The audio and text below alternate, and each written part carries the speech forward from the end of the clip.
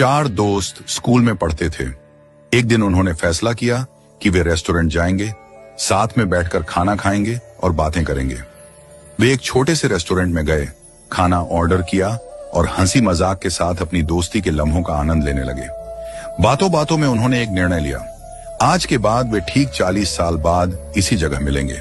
वे तब तक अपने अपने करियर में व्यस्त रहेंगे और सफलता हासिल करेंगे। शर्त यह थी कि जो सबसे देर से पहुंचेगा वही पूरे खाने का बिल चुकाएगा। समय बीतता गया। चारों दोस्त अपनी अपनी जिंदगी में आगे बढ़ गए।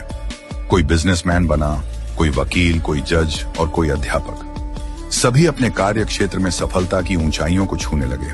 40 साल बाद अब वह छोटा सा रेस्टोरेंट एक भव्य 5 स्टार होटल बन चुका था और वहां काम करने वाला एक साधारण वेटर अब उस होटल का मालिक बन चुका था। वह भी उस दिन का इंतजार कर रहा था।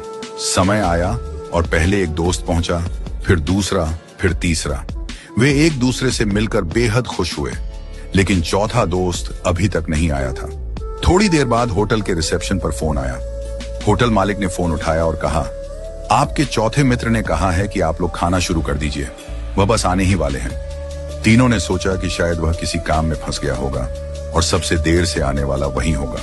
उन्होंने भोजन किया, पुरानी यादें ताजा की, अपनी अपनी जिंदगी के अनुभव बांटे।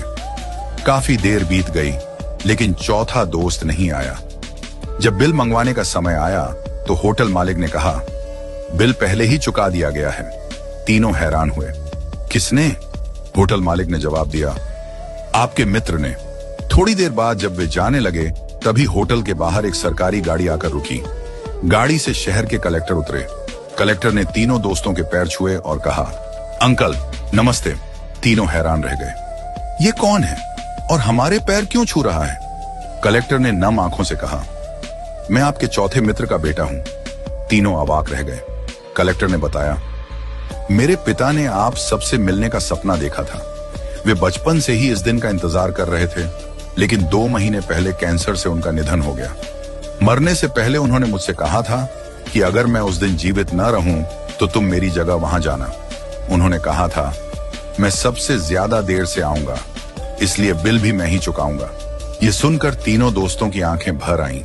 तीनों दोस्तों को अपने मित्र की मृत्यु का गहरा दुख हुआ, लेकिन उससे भी ज्यादा दुख इस बात का था कि 40 साल तक वे एक दूसरे से नहीं मिले। क्यों इतनी जिद की कि 40 साल इंतजार करना पड़ा?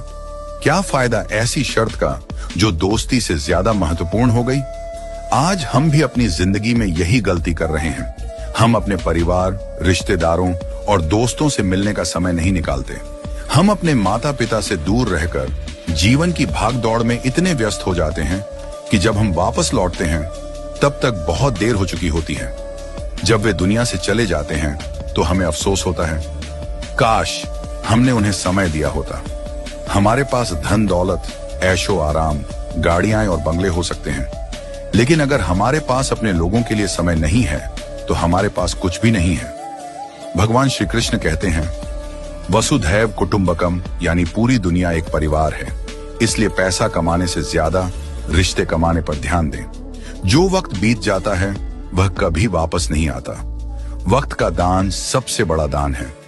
आज ही अपने प्रियजनों से मिलें, बात करें, उनके साथ समय बिताएं, क्योंकि जो प्यार, जो अपनापन आज है वह कल हो भी सकता है और नहीं भी।